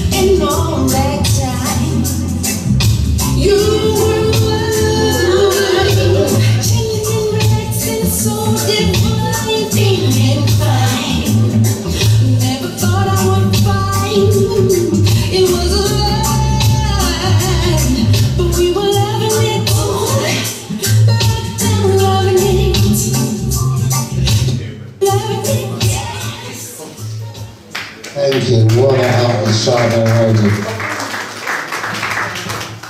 So, we really want to get to your protege. We really want to get to your protege, you know, Joe. Yeah, you alright? 1, 2, 1, 2. Check him out. Yeah. Feel like we're back in the studio, right? Yeah. So, yeah, why don't you really go back to your son Joe, because I know he's done some work. And Quite a lot. Yeah, he's been doing it now about 15 years. So. How old did your son? Wow, 16. He is 36. So, since he was about 16. But yeah, I mean, he started when he was... Here's the legacy. Oh. 2 years. Isn't it great to do a handover? Well, it's a natural thing. So what? You know, Mad Professor, one of the reasons why, you know, I've told you this before, one of the reasons why I respect you is because you not only talk the talk, you walk the walk. How many people have created a legacy and then are handing the baton over to the next generation? You're doing it with this studio. Joe's got his own studio in your complex. Yeah. You're in the big one, and you're in the analog one. And you've set up a studio for your son. You know, and you've created a legacy. And I move amongst a lot of people. Let's hear it from that professor. A lot of people talk the talk, but you are walking the walk. As we talk about Black Pound and all the things we need to do in the community and looking for examples, you are an example for our community to emulate. Especially in archiving. Archiving and passing. Well, I mean, you've come with a catalogue. And you said you've got 90%. Some producers have only produced what? 10 or something tune.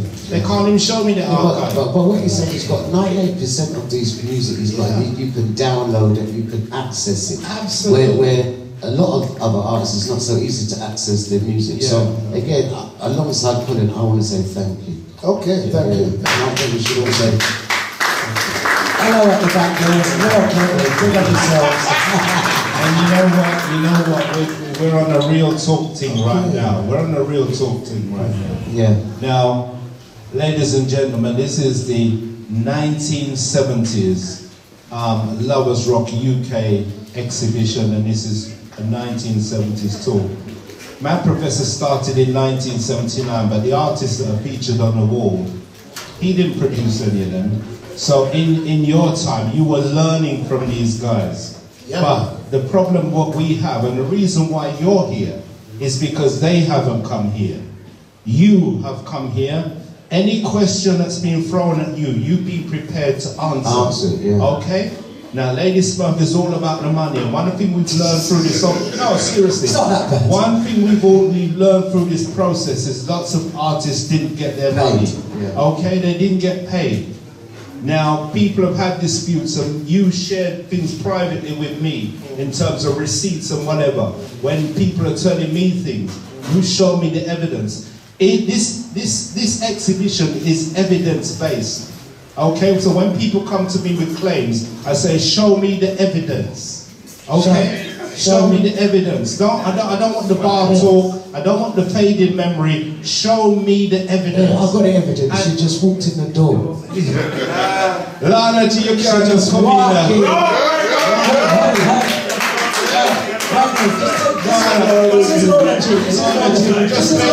Just play your video. This is all that we just played your video. I'm actually doing some undercover move. Really? Yeah, come, just say hello and then you can fade into the background. Yeah, blessings. We just played in Costa Rica. We had a great time. We had a great time in Costa Rica. Bless up.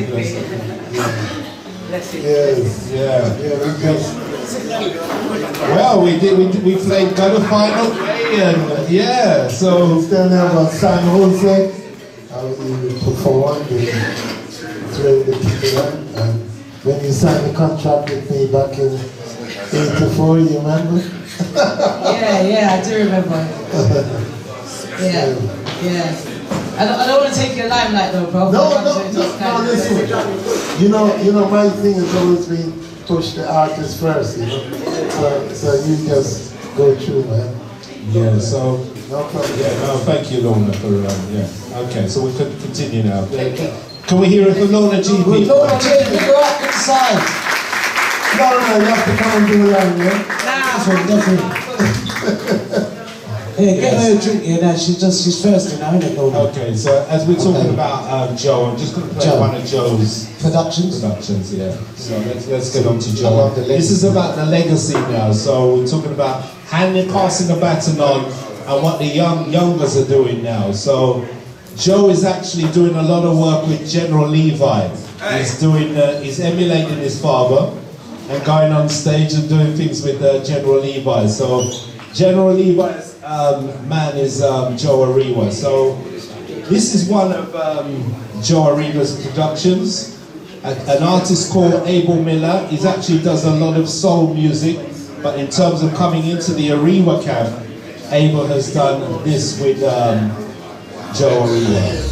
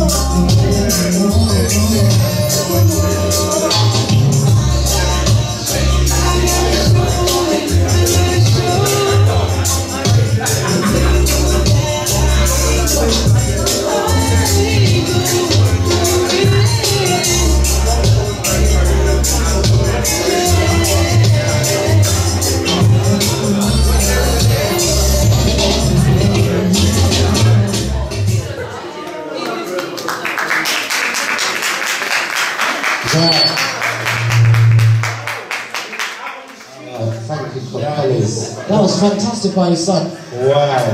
The son has still got that real beats, you know. Still got the studio beats. Come on, father. You know what I mean?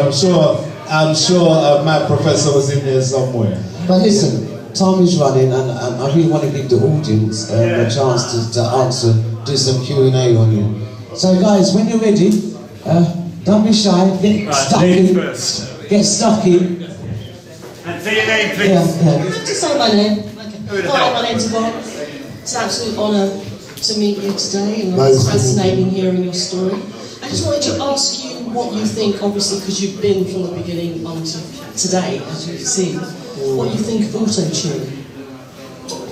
I personally don't like it. I mean, thank you. I mean, you heard it on this. Oh yeah, that's why I thought. Yeah. It's auto-tune. Yeah, you know, that generation has got their sound and their little, you know, detailed things that is part of their generation. But I don't think it's real. I like when a singer could hit the note without artificial like guidance. That's the craft. Yeah, that's it. But you know, if it's part of their thing, then you just go with the flow, you know. Thank you for answering. That's how it is. Anybody else? Thank you. Greetings, bro. My name is Muta Anu. Thank you very much. From, so what's your name? Muta Anu. Muta Anu. Yeah, I used to be in the private collection band. Okay. Yeah. So I was after that band, you know. See. Yeah, no, we was working with Patrick. Yeah, no, Patrick. Yeah. Patrick is like my protege. See. Yeah, Patrick Duncan. But I really like your stuff because you know. Thanks. Yeah, I wanted to. Yeah, we can still link up, you know. Yeah, we can still link up. I do have a few questions. Maybe we can run through some of them. Your logo. How did you create your logo? How did I print it? You know? No, how did you create it? Well, I'm trying to think because the name came from when I was working in electronics. Yeah. There was because I'm from like the Back to Africa generation, right? I know. Wherein whether we had long dreadlocks or. I used to have long dreadlocks. You did? No, I have it still. Okay, good. Well, whether or not we believe in Rasta in terms of going back to Africa, whether physically or culturally. And one of the things I wanted to do was to have an African name, as well as making the move to Africa. And when I started working in electronics, I was working with some African guys. One tall guy, about 7 foot tall, right? And he's from Nigeria. All right. So I said to him, listen, I really love to know more about Africa. Could you give me a name? I said, I'm going to start a company, but I want an African name. Sure.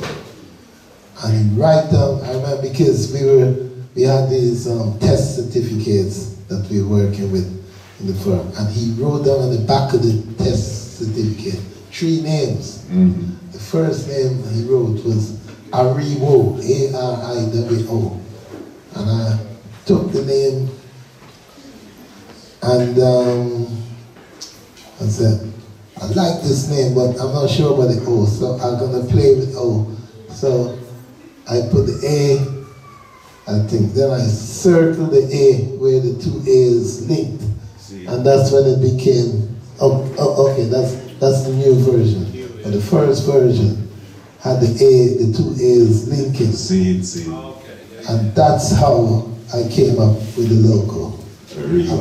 Ariwa. That's it. Yeah. Fabulous. That's the first record we did for you. That was a question. yeah. Ariwa. So Ariwa means, and he was Yoruba. Yoruba. Yeah, Yoruba. And like I said, we're part of the Back to Africa. Just say what the record was.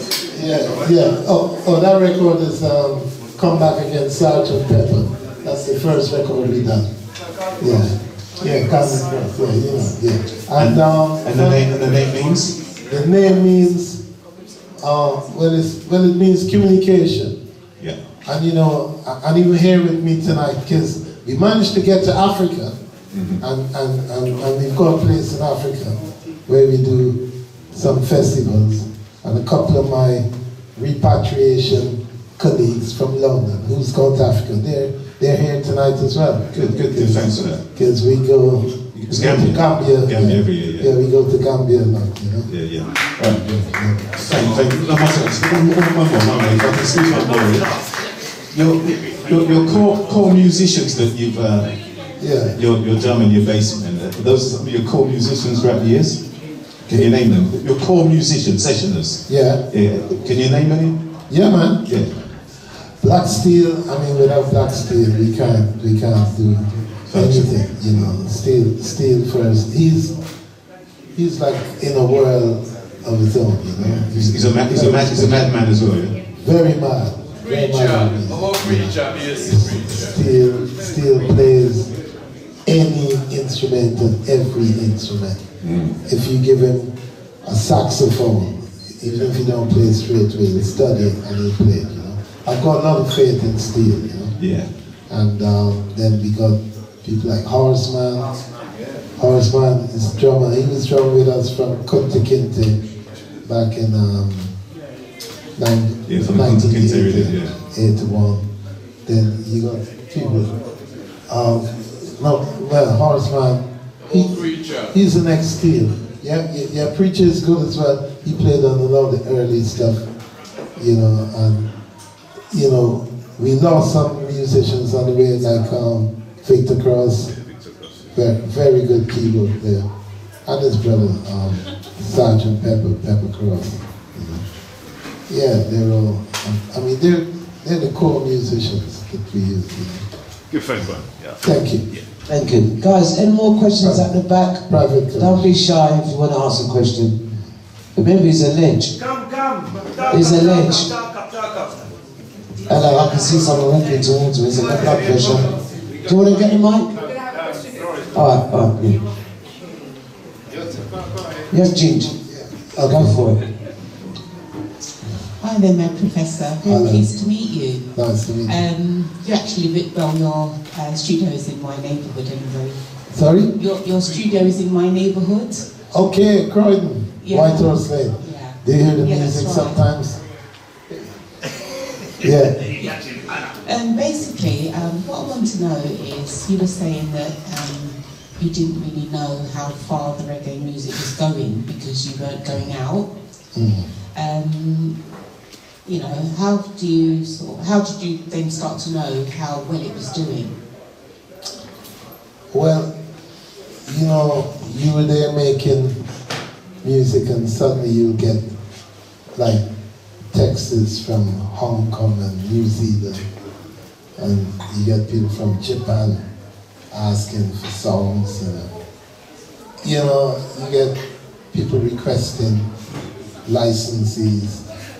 I think one of the most one of the most yardsticks I had is when we had a knock on the door of the studio one day, and a girl from Mexico came in, and she said, I'm a big fan and I've got a taxi waiting outside, and I took this plane from Mexico for a few records. Yeah, and she came out and she bought about 20 albums, you know. Yeah, and you just know with the feedback you get from all around the world, you know. Costa Rica, Brazil, you know, all over the world. And a lot of times you think you're just making a record for like Brixton and Harlesden, and you realize that maybe the popularity of the records weren't reflected in the airplay that you get here in England.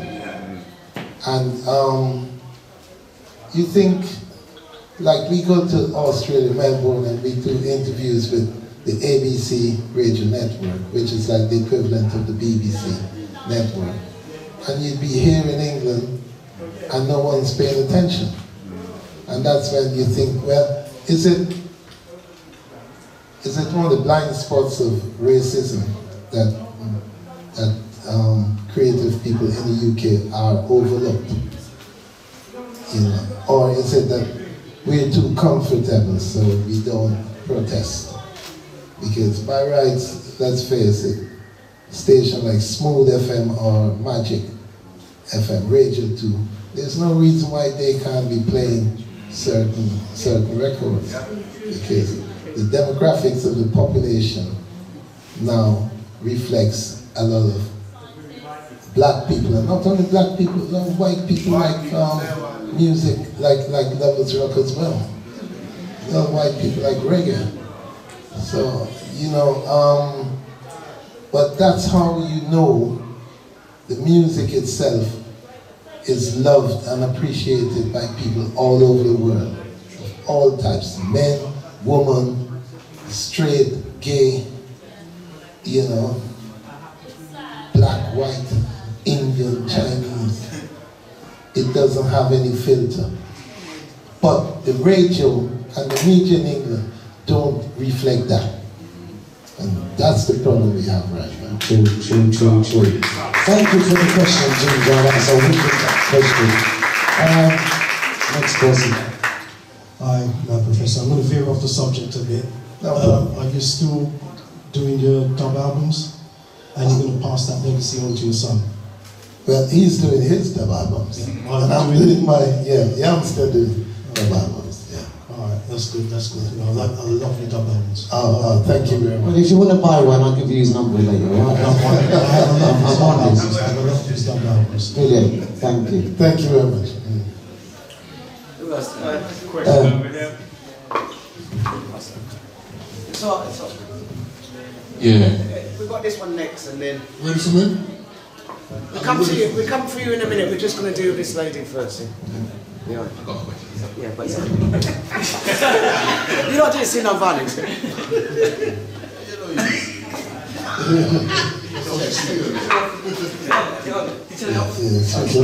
One thing. Okay. Good afternoon, sir. What I wanted to ask actually was, do you think that Lovers Rock has got the same appeal as it did like in the 1978 to 80s as it has now? Do you think the audience appreciates Lovers Rock? Which audience? The audience now. You mean the audience? The audience now, the younger audience. Oh, the younger. Well, no, I think what has happened is that because it's not being played, it's not being played by the media, and it's not being performed by younger people. Young audiences don't really identify with Lovers Rock, and it's quite alien to them, you know. And we have a problem. We've got to get young people back into it, you know. And that's one of the reasons why we've got people like Amara and other young people.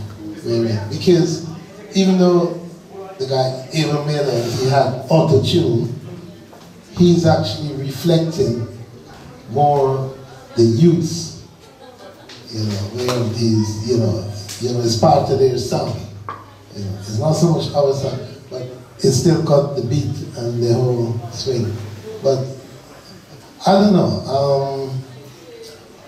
I believe if people hear the music, they would go towards it.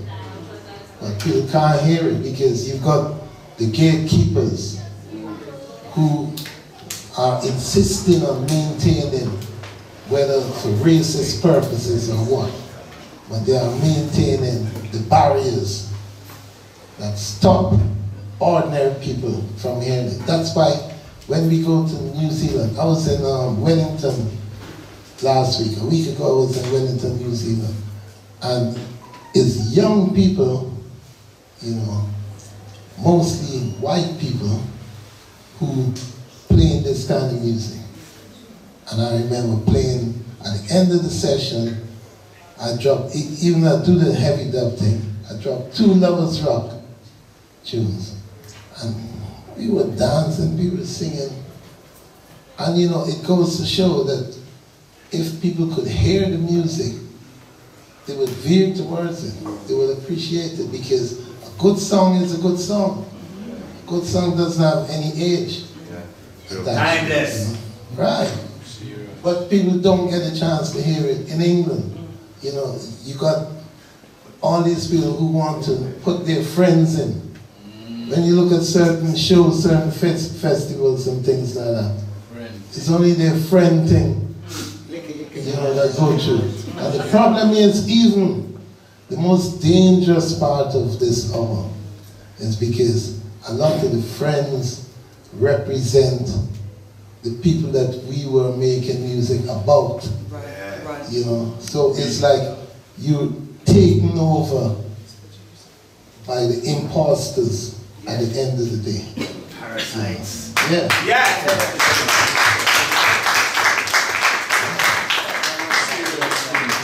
Alright, Tony, back. You're next, Tony. Greetings. Turn up. Greetings. Thank you. Greetings. How you doing, alright? Yes. Lovely to meet you. Yeah, I just want to put on the spot for a moment now. Who gave you your first number one? First number one in singles was Sandra Cross, Country Living featuring the Wild Bunch. Now, who was your favorite artist you worked with? Then my friend, let me tell you something. Do you have any children? You have any children? You have 4 children. Who's your favorite children? Kaboom!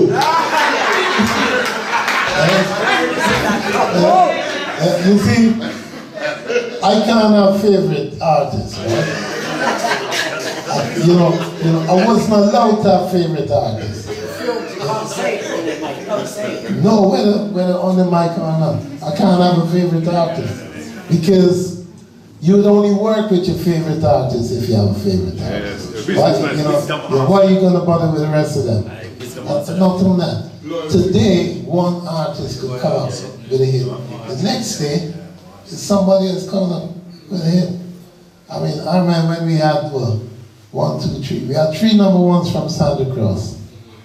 And then one day, as I think Kofi came along, her first record placed in the sun wasn't number one, but was a popular tune. You know, and then the second tune she did, we took 4 hours to record that tune. A tune called Didn't I? Yeah, and she played the keyboard bass and everything. But what we done, we slowed down the pace, we slowed down the tempo a bit with Kofi that we had with Sandra, because that's what the music kind of demand, the scene demanded, you know. So that period of time, we just had to go with the flow, you know. But you're not allowed to have favorite singers. No. You know what? What you just said in front of me is like a happy life, a happy wife. It's good not to say nothing, my friend. Keep it quiet. Listen, we've got another guy down here, our photographer. Go on, bigger. Yes, my professor, I don't know if you remember my face. Yeah, you look familiar. I was one of them sound men who used to come up to the studio in Thorpe Heath back in the day, and you used to make a lot of dubs for us and stuff. Okay. What I want to ask is... So who are you then? I mean, no sense talking about one of them sound. Right, go on. It's like having a date without no name. Come on. Yeah. My name's Aisha. I had a sound called Aisha Mala back in the day. I don't know if Aisha? That's a woman's name? Yeah, a lot of people think that. Yeah. I lean heavily on my feminine side. Is that why you was hiding your name? Yeah, Aisha. Anyway. Hey, Aisha Shah, you know, I wanted the 12 tribe. Come on, thank you. I'm an Aisha Shaboon, is a man. Remember, so you tell him and say, let me just tell you how he's a man. Just what I have to put up with you now, David. Just what I have to put up with David. What I want to ask you is basically about Kunta Kinte, because that tune used to mash up the area, mash it up. I know you do Lovers Rock and you do tunes like Kunta Kinte, and that's kind of like strange in my mind, but how did that tune come about, and did you think it was going to be as big as it ended up being? Well, it was a popular on the ground tune, right?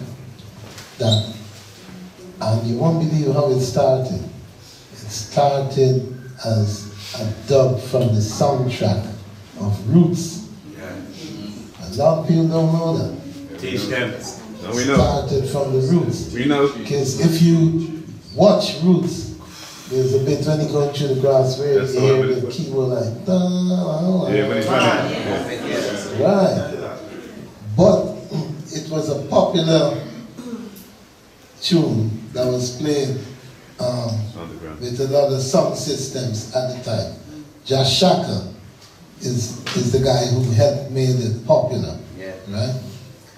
And it became popular, and I think it was maybe my first or second session when it was done Thornton Inn, when it just fitted in a 16-track board.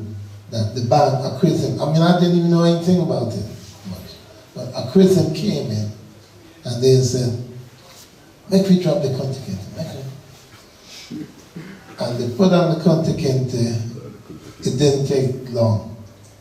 And songs like yours came along, who were probably more clued up than I was. And most of you guys wanted, 4 cutters, five cutters. And from there, the rest is history. Became a very popular dub plate, you know. I must ask one question, please, if I could. And I just want to ask, because there's one artist that I know personally, and I don't hear her name mentioned, Rankin Ann. How that come about, and when did you start recording with Rankin Ann? Right, that was from the early 80 days, like when the studio was started, front room, and we had like Sgt. Pepper, Sister Audrey, Rankin Ann.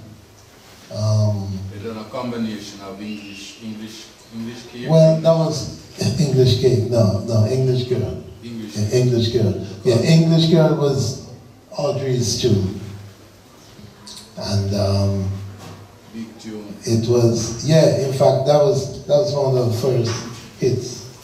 And that was released on Josh Shaka there. That was before Anne?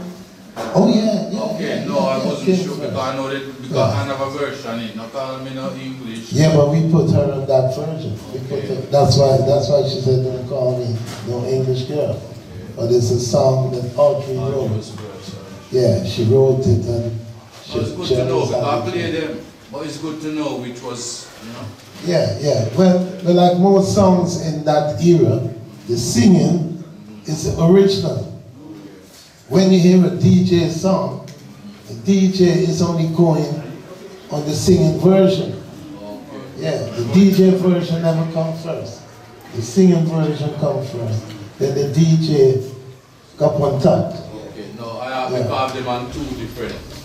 I have Sister Audrey, and then I have Rankin Ann. On the album, because Rankin Ann was never a singer. Double A side or A? No, it wasn't. It was Sister Audrey's song, and I guess it still is. But when people don't understand, they think, okay, it's the DJ's song, but no, it's the singer's song. Alright, listen, guys, can we have some quiet? We can't hear them. Tony, you're alright, yeah? Alright. You mean, wait, can we ask Linda? You mean tell something again? No one ever heard anything. How do we get to record with you? Right. Well, normally I'd recruit artists over the years, you know, I'd take on people, you know.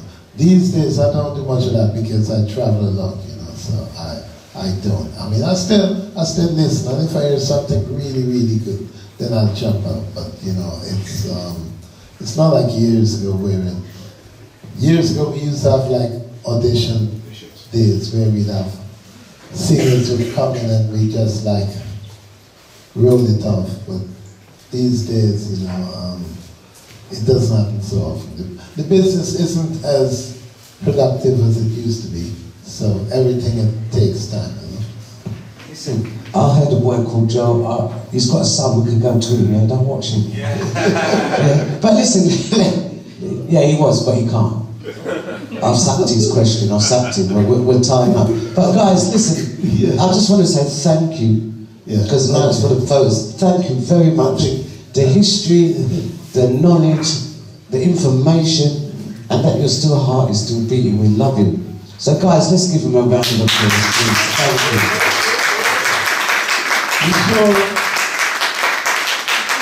You sure you don't want to hear the questions? No. We've got time. Are we going to get kicked out of the building? No, you ain't going to get kicked out. But you can come back next week if you like. We're good. Next week we're Brixton Electric. You think you're going to be electric? Yeah. Well, I'm coming there too, aren't you? Wherever you're going, we're coming. Yeah. So guys, is there tickets for that? Do they have to go somewhere to get to buy tickets to come to that? Yeah, Channel 1.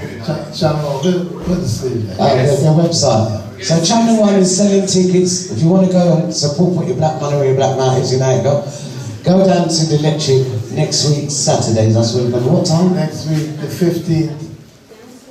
I'm not sure what. Well, at least we know you're down. It's a 19, isn't it? Yeah. It's all right, it's a 19. But again, thank you guys. I'm going to hand over to Colin because you're going to do the photos. Or is it to Kaboom?